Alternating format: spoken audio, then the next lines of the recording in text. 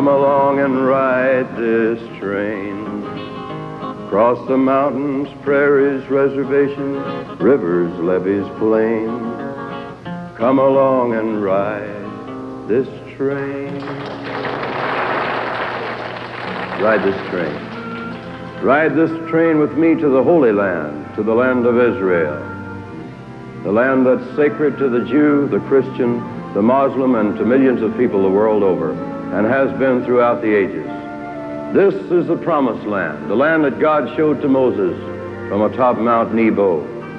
At this place in Galilee, the sound of God's voice has been heard as he spoke to the prophets, and such a blessing to be able to hear the voice of God has been given to very few. But such a blessing was given to the land of Israel. 2 years ago, about this time, around Easter time, with my wife June, I journeyed to the Holy Land and was drawn like a prodigal son to the sacred place that I'd heard so many times in stories and songs of my childhood.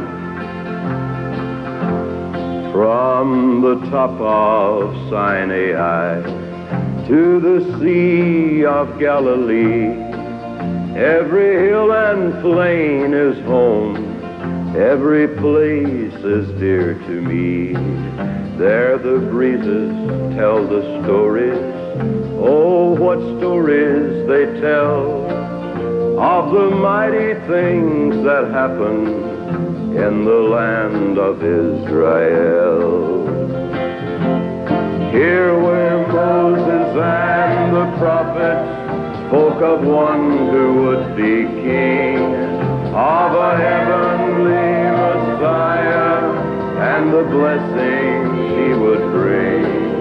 Oh, to hear again the call, all is peaceful, all is well, upon every rock and mountain in the land of Israel.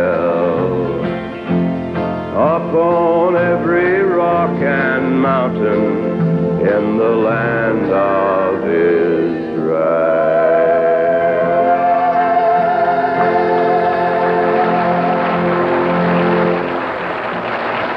One of the places June and I visited was the place of the first miracle performed by Jesus of Nazareth.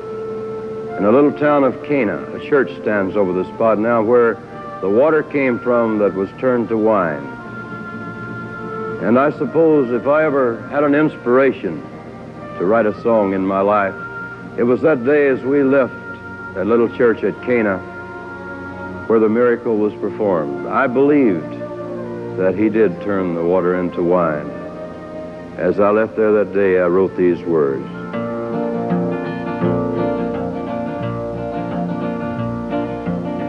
He turned the water into wine.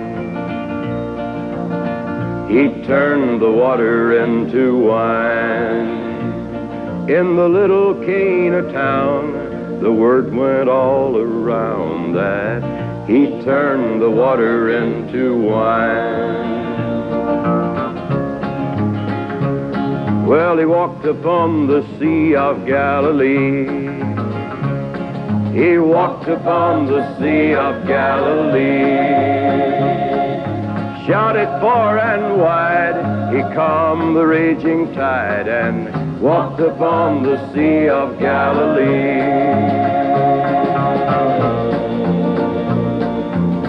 He turned the water into wine, didn't my Lord now? He turned the water into wine. In the little Cana town, the word went all around that he turned the water into wine. He healed the leper and the lame. He healed the leper and the lame. He said, go and tell no man, but they shouted it through the land that he healed the leper and the lame. He turned the water into wine, didn't my Lord now? He turned the water into wine. In the little Cana town, the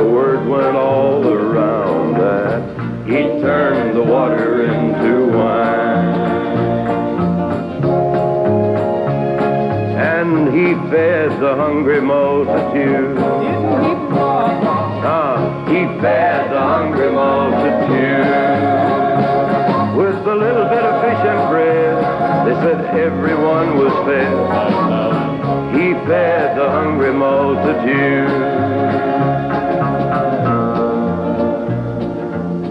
He turned the water into wine, didn't the carpenter from Nazareth? He turned the water into wine. In the little Cana town, the word went all around that he turned the water into wine. He turned the water into wine.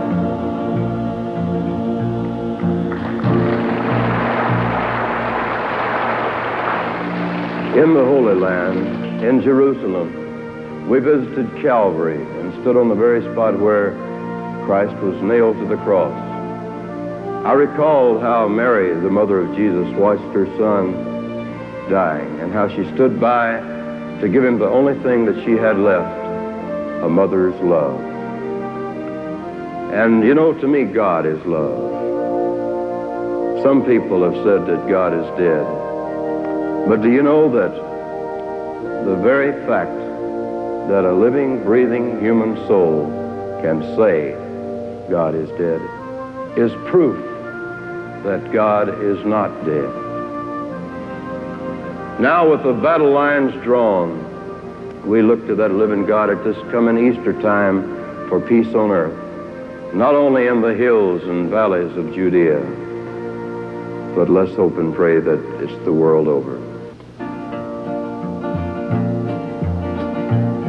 When Jesus called to God up on the cross, no answer came, for his will must be done.